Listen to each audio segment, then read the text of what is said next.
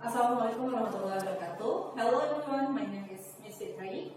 Halo semuanya, saya Miss Fitri. Sekarang saya akan berbagi sedikit informasi mengenai materi MKLS tentang belajar efektif. Tapi sebelumnya apa sih itu belajar? Mungkin beberapa di antara kalian berpikiran bahwa belajar itu sesuatu yang membuat pusing. Misalnya seperti tugas-tugas sekolah, belajar, ujian.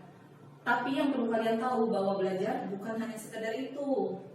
Hidup adalah belajar. Dari mulai kita dilahirkan sampai kita meninggal dunia itu adalah semuanya proses pembelajaran. Namun bagaimana agar proses belajar itu lebih bermanfaat dan lebih dapat kita pahami? Di sini saya akan berbagi beberapa cara menurut psikologi tentang cara belajar efektif. Yang pertama, rasakan kebutuhan untuk belajar.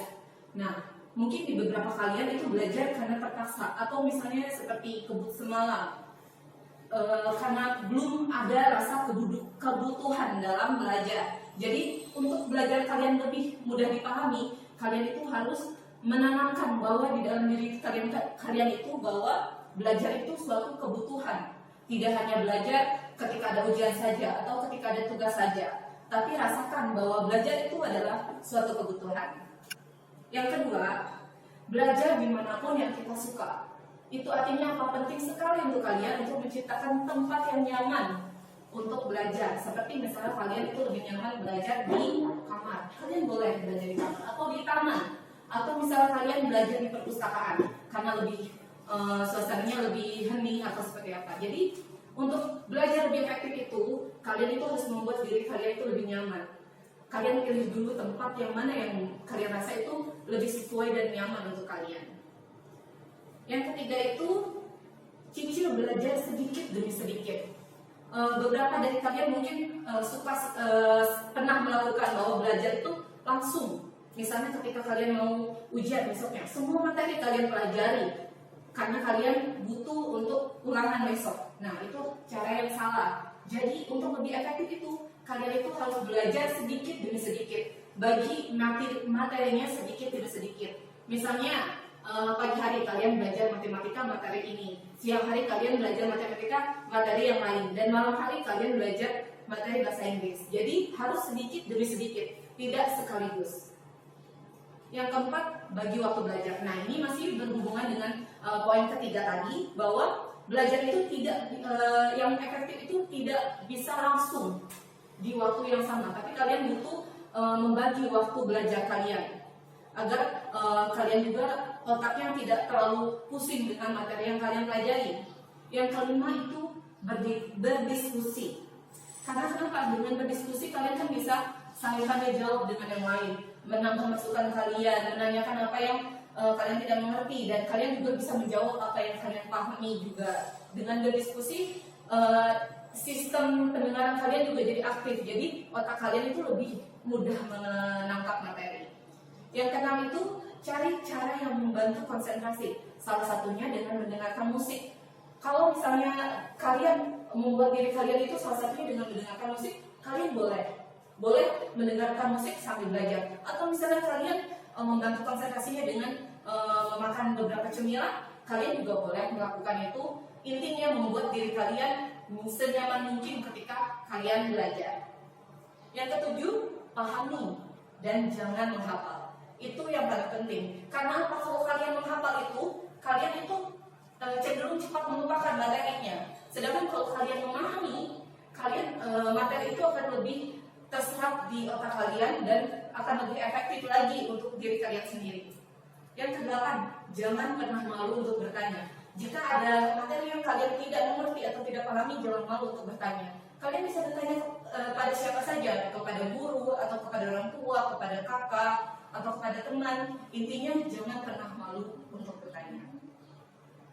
Selanjutnya yang kesembilan, coba terus meski gagal. Misalnya kalian sudah belajar, tapi nilai kalian tetap jelek. Mungkin cara belajar kalian itu atau teknik pembelajaran kalian itu kurang sesuai. Jadi coba pilih teknik pembelajaran yang lain. Intinya jangan pernah takut untuk gagal. Kalau gagal, coba lagi sampai kalian berhasil. Yang ke-10, sukai mata pelajaran. Karena kalau kalian membenci pelajaran itu, tidak menyukai pelajaran tersebut, maka akan sulit pelajaran itu atau materi tersebut itu masuk ke otak kalian. Jadi akan lebih baik jika kalian sukai pembelajaran tersebut. Cari hal-hal yang menarik dari pembelajaran itu. Atau mungkin kalian tidak suka tetap pelajarannya, coba sukai gurunya, atau sukai teknik-teknik pembelajaran gurunya, atau sukai salah satu materi dari pembelajaran itu. Intinya kalian membuka hati, mencoba menyukai pelajaran tersebut agar materi itu lebih mudah lagi masuk ke otak kalian. Yang ke-11, manfaatkan fasilitas yang tersedia. Di era globalisasi ini banyak sekali fasilitas pembelajaran seperti YouTube, atau misalnya buku, atau misalnya artikel, internet, itu banyak sekali. Dan kalian juga bisa memanfaatkan fasilitas-fasilitas tersebut untuk membantu proses pembelajaran kalian. Yang ke-12, membuat review atau peta materi. Ini tuh seperti kalian membuat suatu peta konsep. Catat hal-hal yang pentingnya saja, agar itu sebagai poin pengingat, agar kalian itu lebih memahami dan lebih mengingat materi tersebut. Yang ke-13, buat kesimpulan. Buat kesimpulan. Jadi dari apa yang kalian pelajari, dari apa yang kalian baca, dari apa yang kalian dengar, coba tarik kesimpulannya. Semakin kesimpulannya itu semakin bagus, semakin rinci, semakin sesuai dengan materi, maka semakin tinggi pula tingkat pemahaman kalian terhadap materi yang telah kalian pelajari. Yang ke-14 yaitu mencoba latihan. Menurut penelitian, latihan itu adalah cara paling efektif agar kalian itu lebih memahami materi. Kalian bisa mencoba dari latihan yang paling mudah dulu. Latihan paling mudah dulu. Kalau misalnya latihan paling mudah, kalian sudah bisa menyelesaikannya. Coba yang lebih sulit sedikit, lebih sulit, sampai tingkat pemahaman kalian lebih baik lagi. Yang ke-15 itu jangan lupa berdoa. Karena dengan berdoa itu membuat kita lebih nyaman, lebih enjoy, dan lebih tenang lagi. Nah, yang ke-16 yaitu tidur yang cukup. Karena kalau misalnya kalian tidur kalian kurang, istirahat kalian kurang, itu akan mengganggu konsentrasi kalian dalam belajar. Nah, tadi kan cara-cara belajar efektif menurut psikologi. Nah, kalau yang selanjutnya ini cara belajar efektif menurut penelitian. Ada 3 cara. Yang pertama, olahraga, teknik belajar Feynman, dan yang ketiga, teknik belajar Pomodoro. Seperti apa kan teknik-teknik tersebut? Saya akan menjelaskan secara singkat. Yang pertama itu olahraga. Kok olahraga bisa sih jadi teknik belajar? Kok akan nyambung sama belajar? Jadi seperti ini. Kalau kalian olahraga itu dapat mengirimkan nutrisi dan oksigen yang membantu kalian itu lebih mudah berkonsentrasi, juga mempercepat penangkapan informasi yang kalian informasi yang kalian dengar itu lebih cepat terproses lagi jika kalian berolahraga sebelum belajar. Terus juga olahraga itu dapat mengurangi stres serta depresi serta rasa cemas, karena ketika kalian olahraga itu tubuh akan menghasilkan hormon-hormon yang baik untuk membuat diri kita lebih nyaman dan enjoy. Nah, olahraga juga meningkatkan kemampuan pemecahan masalah. Jadi coba kalian dapat mencobanya di rumah. Sebelum belajar, kalian berolahraga dulu sebentar, lalu kalian membuka materi, kemudian pahami dan mungkin bisa ikuti cara-cara yang tadi saya sebutkan juga. Yang kedua, yaitu teknik belajar Feynman. Nah, teknik belajar ini caranya seperti apa? Yang pertama itu kalian pilih dulu topik atau materi yang ingin kalian pelajari. Setelah kalian pilih materi yang ingin kalian pelajari, kemudian materi itu kalian pelajari, kalian fokus pada pelajaran, kemudian kalian coba jelaskan materi yang telah kalian pelajari itu kepada orang lain yang belum belajar. Jelaskan dengan bahasa kalian sendiri secara ringkas dan singkat. Nah, dengan cara kalian mengajarkan ke orang lain, itu akan lebih memudahkan kalian untuk memahami materi. Dan terakhir, ada namanya teknik Pomodoro. Teknik Pomodoro ini teknik pembagian waktu belajar.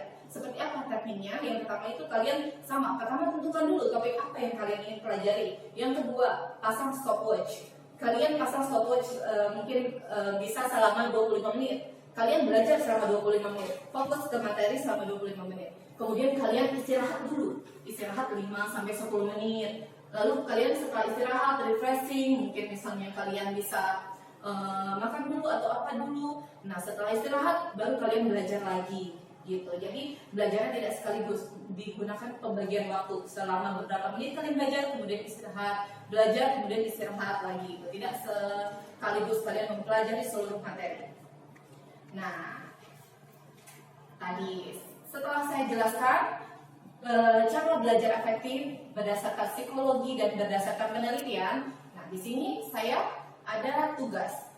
Tugasnya kalian buatlah ringkasan mengenai materi cara belajar efektif yang tadi sudah saya jelaskan. Buat kalian ringkasan menggunakan bahasa kalian sendiri, menggunakan pendapat kalian sendiri. Buat ringkasan tadi tentang materi yang telah saya jelaskan. Yang kedua, dari cara-cara yang telah saya jelaskan tadi, menurut pendapat kalian, mana cara yang sulit untuk kalian terapkan dalam kehidupan sehari-hari? Misalnya berdiskusi. Saya soalnya canggung kalau berdiskusi. Gitu misalnya, kan kalian di sini tugasnya cara mana yang sulit untuk kalian terapkan dan berikan alasannya. Contohnya tadi saya bilang, saya berdiskusi sulit kayaknya diterapkan di kehidupan saya karena saya orangnya malu untuk berdiskusi. Atau misalnya saya nggak bisa deh kalau belajar sambil dengerin musik, karena kalau dengerin musik saya malah nggak bisa konsentrasi atau seperti apa. Nah yang ketiga, jawaban kalian itu nanti ditulis di kertas folio bergaris, lalu kumpulkan ke wali kelas kalian pada hari Sabtu. Nah, sekian pemaparan dari saya. Kurang lebihnya saya mohon maaf. Terima kasih.